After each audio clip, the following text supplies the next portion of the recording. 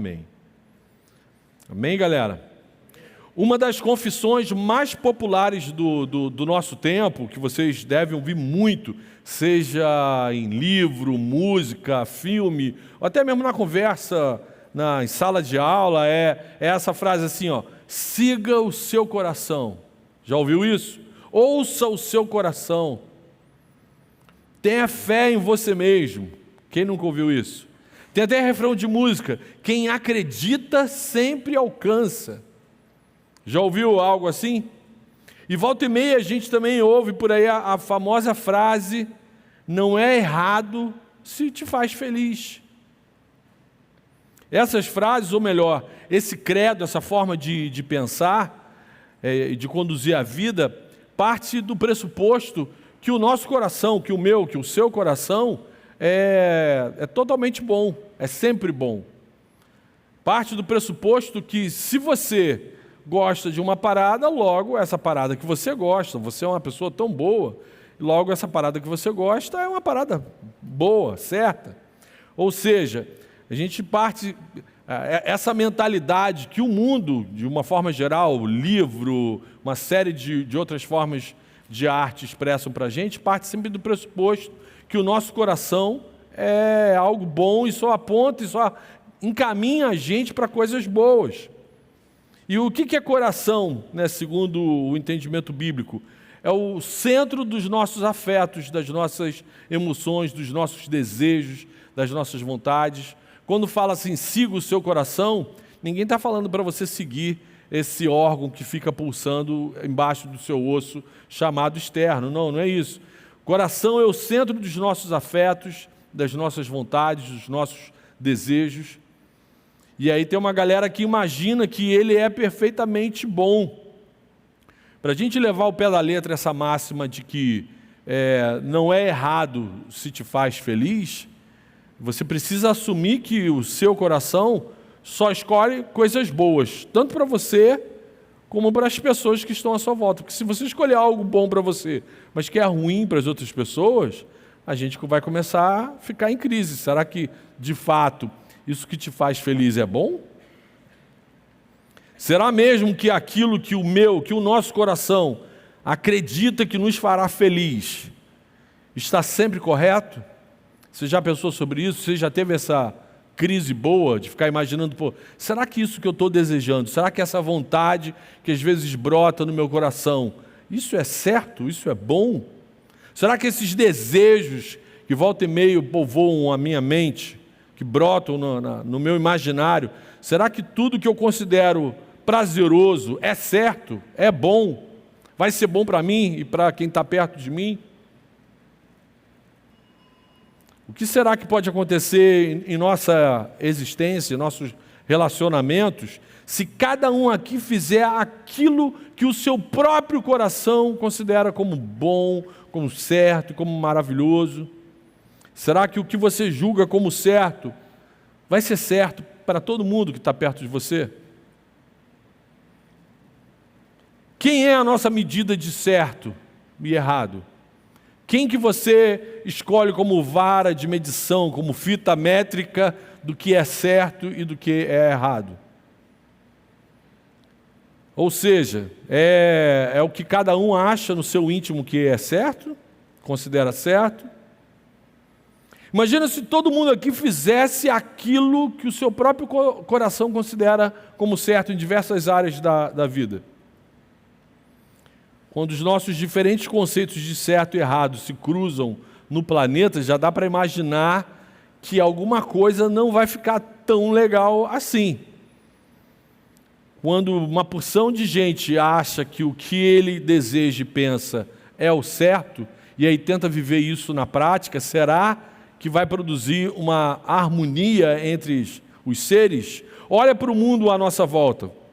Dá uma olhadinha, preste atenção em algumas notícias. Eu sei que você não deve ficar muito ligado em muitas notícias, mas até no TikTok passa às vezes coisas que acontecem na nossa semana, no nosso dia a dia. Essa explosão de violência e desentendimento no planeta é a consequência direta desse credo, dessa filosofia, dessa ideia, dessa ideologia de não é errado se te faz feliz. É por isso que o Rio de Janeiro sofre na mão desses vendedores de psicotrópicos, de drogas, porque muitos cariocas pensam exatamente assim.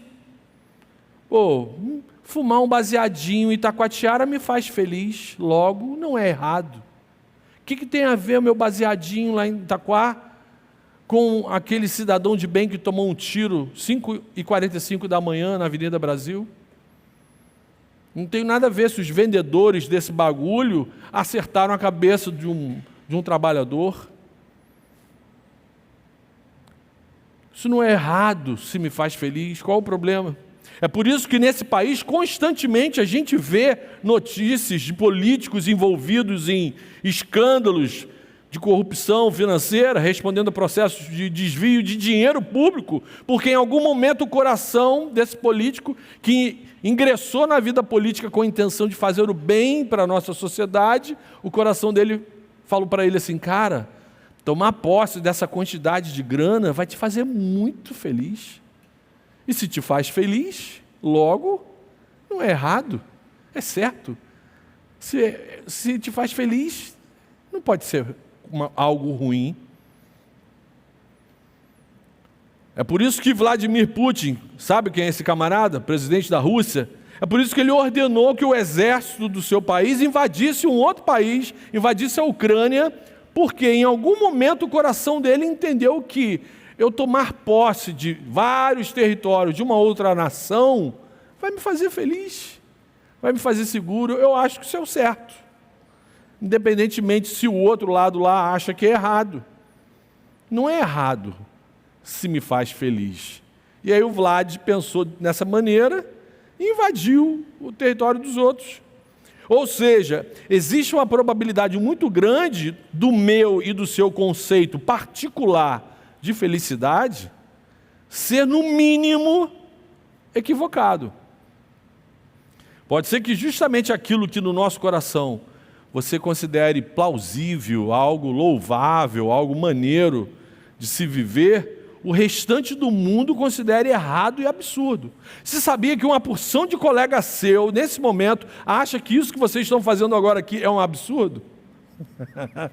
Vocês sabiam? Tem uma galera, tenho certeza, na faculdade, né, na escola, no seu vizinho de condomínio. Se eu for perguntar para ele se isso aqui que vocês estão fazendo é maneiro, ele vai falar: cara, isso é um absurdo. Sexta-feira à noite, uma porção de jovem ouvindo um coroa, boi, esquisito. Só tem doido. Mas e aí, no nosso caso, que somos crentes, né, que somos doidos mesmo, que assumimos isso publicamente, numa sexta-feira à noite, vocês estão reunidos aqui, ouvindo um crente velho e doido também. Como a gente deve pensar e agir a respeito desse assunto, sobre o nosso coração, sobre as vontades do nosso coração, sobre aquilo que a gente julga certo segundo o nosso coração? O que a Bíblia fala sobre o nosso coração? Por isso que eu pedi para vocês abrirem ou ligarem a Bíblia de vocês lá no livro do profeta Jeremias, no capítulo 17, versículo 9. O profeta Jeremias, cheio do Espírito Santo, fez a seguinte afirmação sobre o meu e o seu coração: enganoso, todo mundo está aí? Jeremias 17, versículo 9. Enganoso é o coração mais do que todas as coisas, e desesperadamente corrupto. Quem poderá entendê-lo? Quem poderá entender o centro das nossas afeições, dos nossos sentimentos, das nossas emoções? O profeta está afirmando que esse centro afetivo no nosso ser é uma das coisas mais enganosas, mais perigosas, desesperadamente corrupta dentro da nossa existência. E ele ainda termina assim: quem consegue entender isso que acontece dentro da gente? O profeta está afirmando que o centro afetivo de todos os seres humanos é o maior inimigo que eu e você possuímos. O diabo é o inimigo da nossa alma, mas ele não é o pior inimigo que nós temos. O diabo, se você repreender ele em nome de Jesus, o que a Bíblia fala? Ele vai fazer o quê? Vai vazar. Às vezes dá uns gritinhos, né? Meu nome é Legião. Mas vai embora. Mas ele vai embora. Tem que, né? A gente grita, queima Jesus! Aí ele, mas ele tem que se vazar, ele tem que sair. A gente está dando ordem em nome de Jesus. Só que o nosso coração, Marcão não peca, Marcão pecou. Então, por isso que Jeremias fala, cara, quem consegue entender isso? Você deseja até uma coisa boa, você acha que aquilo que você está querendo colocar em prática é algo bom, mas quando você coloca em prática, muitas vezes, algumas pessoas, gente que a gente ama, às vezes fica triste, chateado com a gente. Não é assim? Você que tem pai e mãe, várias vezes não acontece com você, alguma vez seu coração já te deixou numa situação difícil, de você pensou que estava fazendo algo maneiro, entristeceu seu pai, a sua mãe, ou pensou que estava andando com alguém muito maneiro, e aí essa amizade te colocou numa situação difícil. O profeta continua, nosso coração é ativamente corrupto, ele fica constantemente tentando enganar a gente o tempo todo, ele não descansa. O que Jeremias falou aí? Ele é desesperadamente corrupto. Boa parte do que você imagina que, isso deve ser muito maneiro, é mentira, é engano do teu coração. Ele faz de tudo, o nosso coração faz de tudo para comprometer o que é de fato verdade, o que é de fato bom. E aí Jeremias insiste, quem poderá entender essa parada? Te pergunto mais uma vez, quantas vezes o seu coração já te enganou? Quantas vezes um desejo, uma vontade, um sentimento que você julgou como sendo algo bom, correto. O mundo não está entendendo isso que eu estou sentindo. E aí esse desejo, essa vontade, isso que você julgou absolutamente correto, te colocou numa situação ruim. O profeta Jeremias está nos ensinando aqui nesse único versículo que o ser humano não pode ser à medida de si mesmo. Eu e você não temos condições de avaliarmos e de definirmos o que é correto, o que é certo, o que é errado, do nosso ponto de vista, usando só a nossa justiça própria para isso. Porque ele está deixando claro que a nossa justiça própria ela é enganosa. Ela prega peças em nós mesmos. Eu não tenho condição de eu mesmo ser o parâmetro do que é certo e o que é errado, nem para a minha vida, nem para a sua vida. Seres egoístas e imperfeitos não possuem inclinações naturais para o que é perfeito. Então esse papo de ouça o seu coração, siga o seu coração, isso é tudo, do ponto de vista bíblico, isso é tudo uma grande palhaçada. Isso é tudo mentira de Satanás. Mas aí alguém poderia argumentar, mas por que o nosso coração é assim? O que aconteceu para o meu coração ficar assim? Tudo bem do Marcão ser assim, mas o meu, que eu estou ouvindo ele, não é assim. Afinal, a Bíblia não falou que nós fomos criados por Deus e tudo que Deus cria não é bom?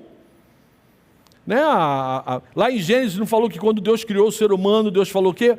Cara, essa parada aí ficou muito maneira. O ser humano é uma parada muito top, muito top.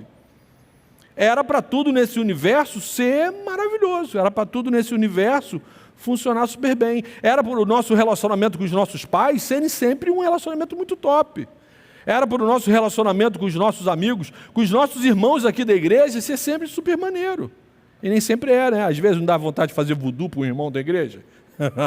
Ou é só eu que tenho vontade de fazer? Eu vi uns semblantes aí assim... Fiquei até com medo. O nosso conceito de prazer e de felicidade, se somos criaturas feitas por Deus, o nosso conceito de prazer e de felicidade não deveria ser imperfeito. Mas ainda que criados à imagem e semelhança do Deus do universo, a Bíblia afirma que aconteceu algo com essa criação muito boa que deixou o nosso coração do jeito que ele está hoje. Aconteceu algo que corrompeu o nosso DNA físico e espiritual. Aconteceu algo que comprometeu radicalmente o centro dos nossos afetos, das nossas vontades, dos nossos desejos. Por isso, o nosso coração se tornou desesperadamente enganoso. A Bíblia registra que tudo era muito bom, sim, até o ser humano ouvir a primeira fake news da humanidade. O primeiro casal caiu nesse engodo de que não é errado se isso te faz feliz. Essa parada que você quer comer, isso vai te fazer feliz. Está lá em Gênesis 3, versículo 6, está escrito assim: quando a mulher viu que a árvore parecia agradável ao paladar, atraente aos olhos, e além disso, desejável para ela obter discernimento, ela tomou do fruto, comeu, e deu para o seu marido, e ele comeu também. Então a Bíblia deixa bem claro que o primeiro casal olhou para uma parada que eles já tinham recebido a ordem de que não podiam mexer. Cara, olha só, vocês podem mexer em tudo, só não mexe naquela tomada ali, que se mexer naquela tomada ali, vocês vão morrer. Aí ela olha para a parada e fala: cara, esse troço deve ser bom. E se eu estou achando que esse troço é bom, então não é errado, é maneiro, eu vou lá e vou comer essa parada. Foi exatamente aqui que aconteceu o primeiro não é errado se me faz feliz. E aí deu tudo errado. Deu tudo errado, está dando tudo errado para uma porção de gente até hoje. O nosso coração se transformou numa fonte de engano, de mentira e de confusão. Olha o que Jesus vai falar sobre o meu e o seu coração. Não me olha com esquisito não, o seu coração também é assim também. Marcos 7, 21, Jesus afirma o seguinte sobre o nosso coração: é de dentro do coração das pessoas que procedem os maus pensamentos, as imoralidades sexuais, os furtos, os homicídios, os adultérios, a avareza, as maldades, o engano, a libertinagem, a inveja, a blasfêmia, o orgulho e a falta de juízo. Essas paradas todas estão no coração de quem? Do malfeitor? Não, isso está no coração de cada ser humano vivo aqui. Se tu está vivo, respirando aqui nesse auditório, seu coração carrega a potencialidade para viver e produzir e praticar toda essa listinha aqui assustadora. Faz agora para você algum sentido a palavra de Jeremias, quando ele diz que o nosso coração é desesperadamente corrupto e enganoso? Como que eu e você podemos confiar no nosso coração, tendo agora a ciência de que ele está nesse estado, de que ele é desse jeito, que a gente já sai da maternidade, quando a gente chega em casa, aquele bebezinho cuti-cuti-cuti, isso é cuti-cuti quando está dormindo, né? Quando acorda, dá um trabalho, suja a fralda, enfim. Quando você chega em casa, você já chega com um coraçãozinho aqui, igual o filme do Alien, o Oitavo Passageiro, nesse nível. Como é que a gente pode ter certeza então de que os nossos desejos, vontades, as nossas inclinações são corretas e louváveis? Isso aqui compromete tudo. Será que quando eu faço algo, pratico algo que eu considerei bom, será que eu não estou prejudicando outras pessoas? O cara que furta a sua bicicleta lá na praia, ele achou que aquilo era certo. Uma bicicleta aqui, dando mole, que lindo, foi Deus que colocou essa bicicleta aqui. Olha, ele colocou uma corrente ridícula para prender a bicicleta. Vou cortar essa corrente e levar a bicicleta para casa. Quem que provocou isso no coração desse infeliz? Ou seja, depois da queda do primeiro casal, todo ser humano nasce carente de cura no seu próprio coração.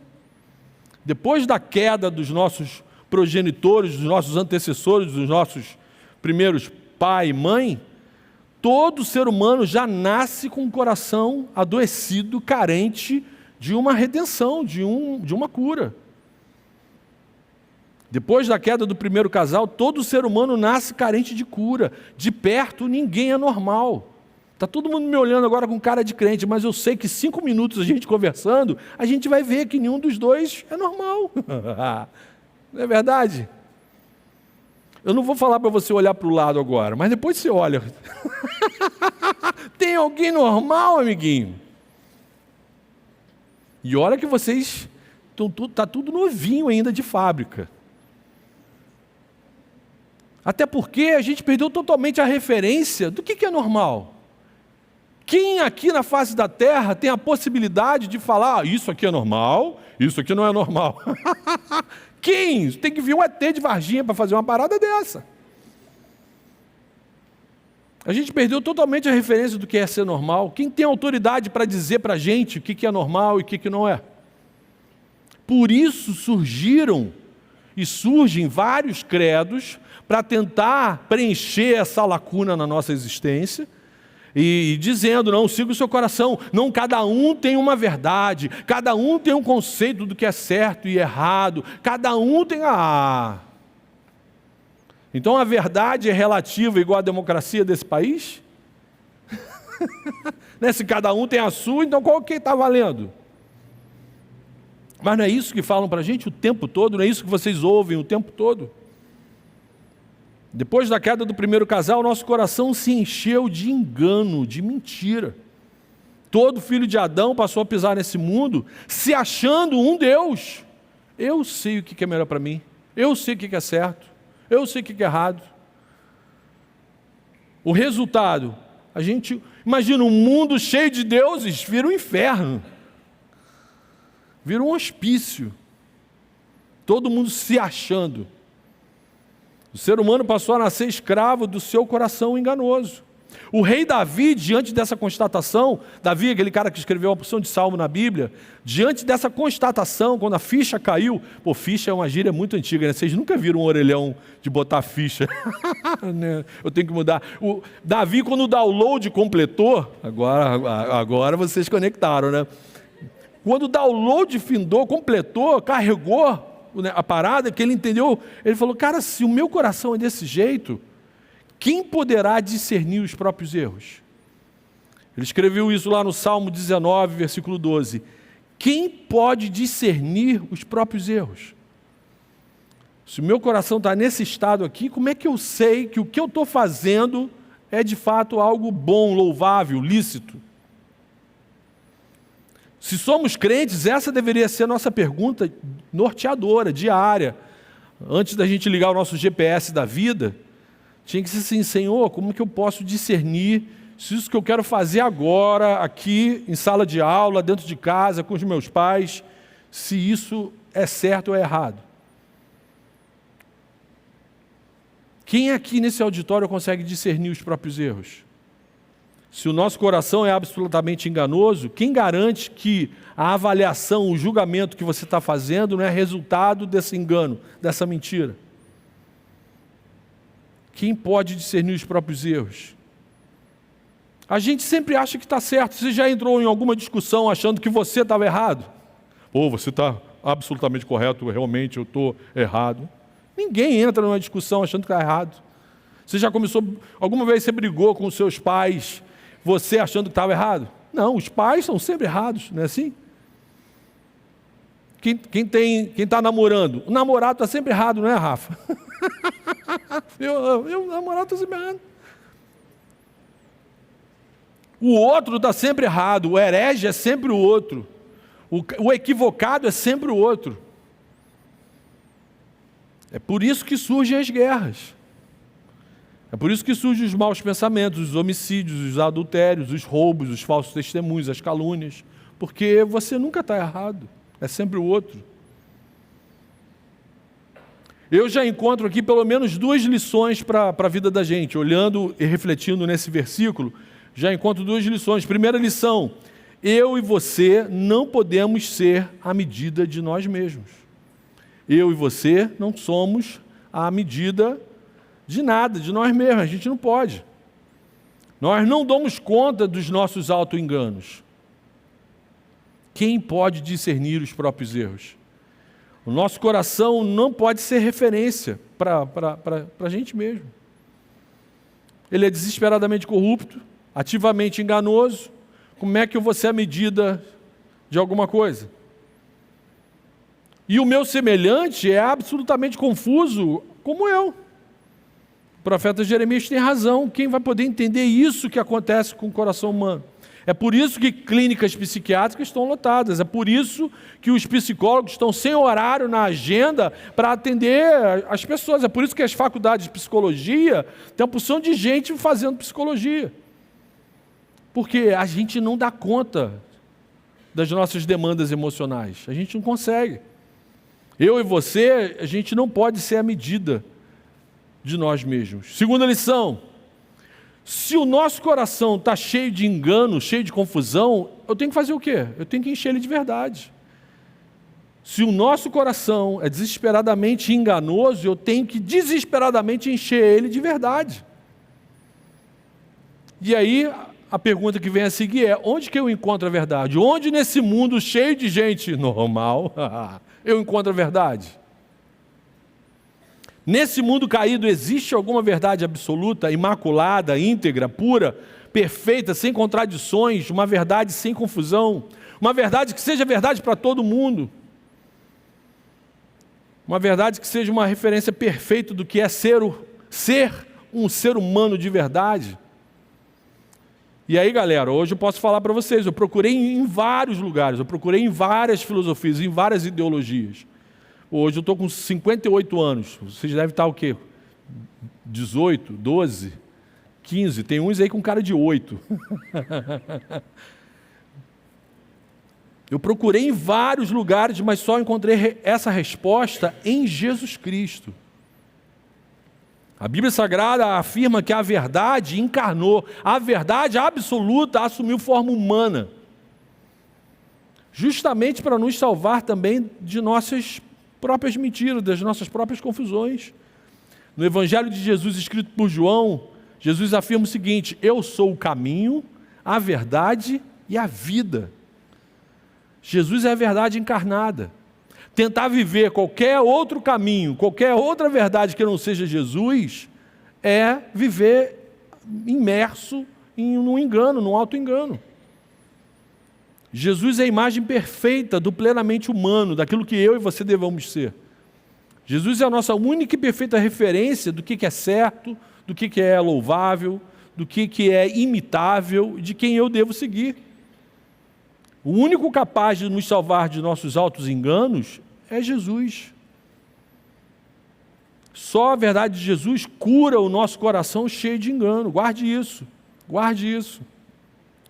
João, capítulo 8, versículo 32, Jesus afirma sobre ele mesmo: vocês conhecerão a verdade e a verdade vai libertar vocês. Sinal que quem não conhece a verdade está preso, está escravo, está sob o domínio de um outro senhorio. Então, assim, Jesus é a cura para o nosso coração adoecido, cheio de tanto engano.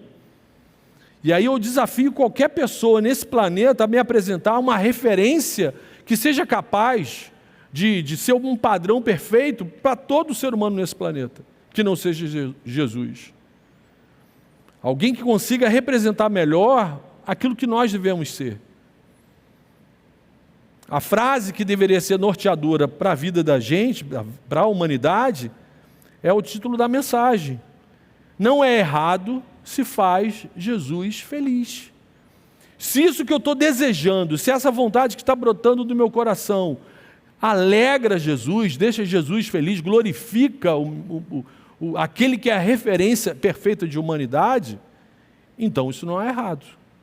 O apóstolo Paulo vai falar essa frase de uma outra maneira. Paulo vai dizer, assim quer vocês comam, bebam, façam qualquer outra coisa, façam tudo para a glória de Deus, façam tudo para alegrar o coração de Deus, façam tudo que é algo que vai deixar Jesus feliz. Não é errado se faz Jesus feliz. Se você tem dúvida se isso que você está desejando, fazendo ou querendo fazer não vai deixar Jesus feliz, não é para fazer. Agora sim eu tenho uma referência aonde me segurar. Agora sim eu tenho uma referência de um caminho a ser seguido. Em Jesus eu tenho uma referência do que é certo. Em Jesus eu tenho uma referência real do que é ser humano. Em Jesus eu consigo discernir os meus próprios erros. Com Jesus eu consigo identificar os meus maus caminhos. Jesus não possui inclinação equivocada, injusta ou pecaminosa. Quem possui essas coisas sou eu. Então, se eu tenho Jesus como referência, eu consigo identificar isso em mim e consigo me afastar dessas coisas. Diante dessa revelação, vamos para a aplicação prática. O que a gente faz de prático com isso tudo que eu estou falando para vocês? Primeira aplicação: encha o seu coração com a verdade. Encha o seu coração com a palavra de Jesus. João 17:17. Pai, santifica-os na verdade, a tua palavra é a verdade. Jesus é a palavra encarnada, o Evangelho é Jesus escrito ali, é a palavra viva. E a Bíblia afirma que, se nós nos enchermos da palavra de Jesus, ou seja, da sua vontade revelada, a gente vai ser curado. A gente vai ser curado de uma série de doenças emocionais, físicas. E aí eu pergunto para vocês, como que anda o seu conhecimento da palavra de Jesus? Como que anda o seu conhecimento daquilo que Jesus já revelou como vontade dele para a sua vida? Você passa mais tempo no TikTok do que lendo a Bíblia? Como que anda o seu conhecimento da pessoa de Cristo? Quanto tempo você tem investido em conhecer o caminho, a verdade e a vida? Se o nosso coração está doente, você sabe quem tem a cura, quem é o médico que pode resolver o seu problema e você não vai até ele, se você não enche o seu coração da verdade, você vai continuar sendo enganado pelo seu coração. Eu e você temos que encher o nosso coração de Jesus. Isso tem que ser uma busca intencional de cada um aqui. Tudo sobre Jesus, tudo que eu e você, que a gente carece de conhecer de Jesus, está exposto na Bíblia Sagrada. Somos indesculpáveis, porque hoje quem tem o celular conectado em algum Wi-Fi, você tem acesso a tudo que é versão de Bíblia, estudo bíblico, comentário bíblico.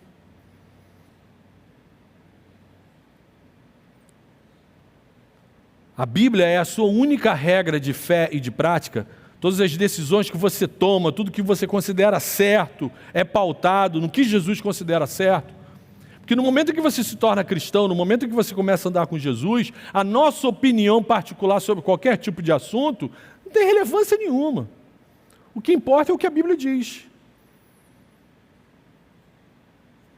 O que a Bíblia diz sobre o aborto? Não me interessa a sua opinião sobre isso. É o que a Bíblia diz que me interessa. Qual a sua opinião sobre o seu relacionamento com seus pais? Não me interessa a sua opinião sobre o seu relacionamento com seus pais. O que me interessa é o que está na Bíblia. Como que deve ser o seu relacionamento com seus pais? O que me interessa é o que está na Bíblia. Como que você deve tratar a sua namorada? A sua opinião não me interessa. Me interessa o que Jesus fala para você tratar a sua namorada. Então eu pergunto para vocês, a Bíblia, isso que vocês dizem que creem, é de fato o GPS da vida de vocês? Vocês não colocam um pé num lugar sem antes confirmar se a Bíblia mandou botar o pé ali? Ou você acredita que não é bem assim? Existem outras formas de enxergar outros assuntos. Se você tiver pouco ou nenhum conhecimento da palavra de Deus, você vai continuar sendo marionete do seu coração enganoso. E ainda vai ser enganado por outros corações enganosos.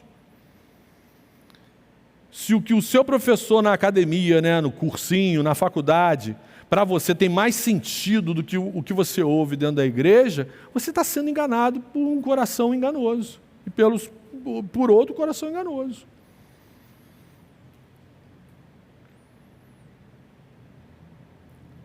Como que você sabe que a forma que você tem tratado o seu próximo tem sido de fato algo abençoador, algo legal, algo correto? Jesus trata e cura o nosso coração com a exposição da palavra dele. Quanto mais a gente é exposto à palavra, mais cura a gente recebe na nossa vida. E aí sim, até os nossos desejos e vontades começam a ser ordenados, começam a ser organizados. Os afetos que estavam todos desorganizados, à medida que eu vou me envolvendo com Jesus, à medida que eu vou caminhando com Jesus, à medida que eu encho o meu coração com a palavra de Jesus, até as minhas confusões vão diminuindo, vão se acertando, vão se alinhando.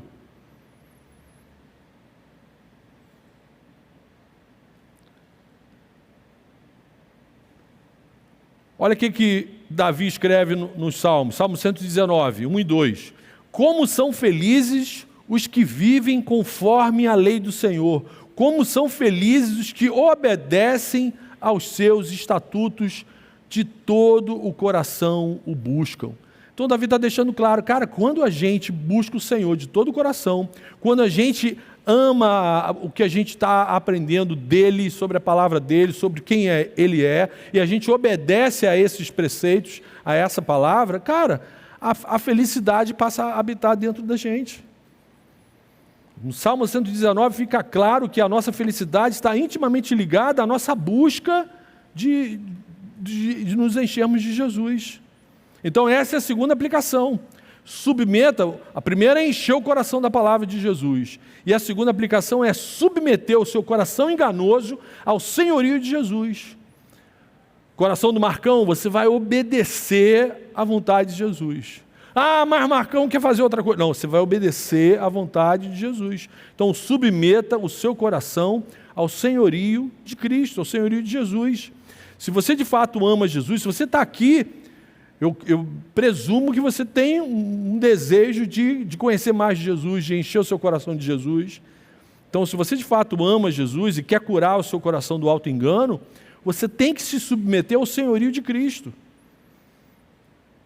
Jesus fala isso lá em Lucas 9. Quem quer andar comigo? Jesus dizia para todo mundo, vocês querem andar comigo? Porque não é Jesus que vai andar com a gente. Jesus não vai aderir aos seus projetos, aos seus sonhos. Nós é que temos que aderir aos projetos de Jesus. Aí Jesus manda a real. Se alguém quiser andar comigo, negue-se a si mesmo, tome diariamente a sua cruz e me obedece. Siga-me.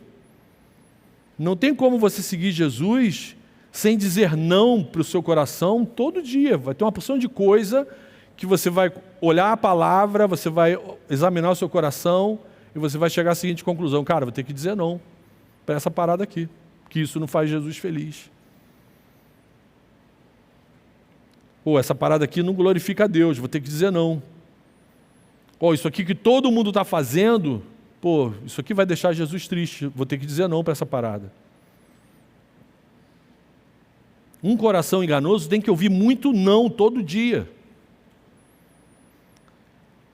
A nossa felicidade só vai ser verdadeira se ela for o resultado da nossa busca diária em nos submetermos ao senhorio de Jesus.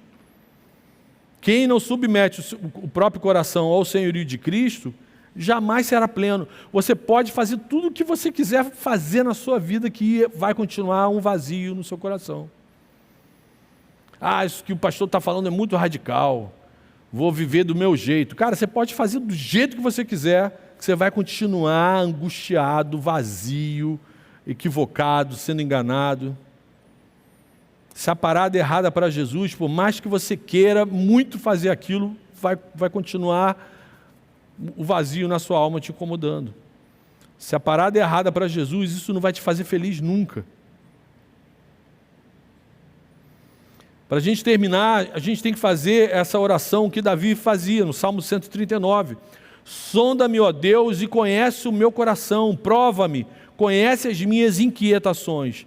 Vê se em minha conduta algo te ofende e dirige-me pelo caminho eterno. Essa é a oração que a gente tem que fazer todo dia. Se não é errado para Jesus, então isso vai me fazer feliz. Vamos orar? Feche seus olhos.